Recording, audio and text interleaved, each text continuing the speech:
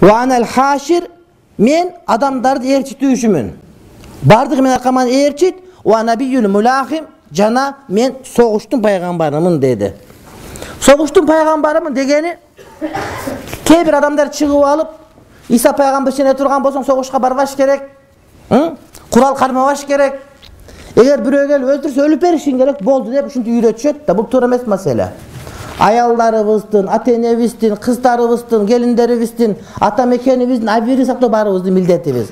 Ошон үчүн жихад болуп, мамлекетти коргой турган болуп, падыш армияга чакыра турган болсо, анда барганга аракет кылыш керек. Ошон ар бир эркек жигит, эр жигит, керек болсо аялдардын кээ бирлери согуш өнөрү сөзсүз түрдө үйрөнүш керек, урматтуу бир тууганым. Сөзсүз түрдө үйрөнүш керек. Мамлекетти кашык кан калганча коргоп калыш керек. Кыргыз деген эл, кыргыз деген жер сакталып калганы согушчан болгондугу үчүн. Катындарыбыз божойдун угун сууруп алып, сайып душман ошо менен коркуткан. Желип жортуп жүрүп мамлекетти коргоп калган. Азыр бардыгыбыз печери болуп калдык.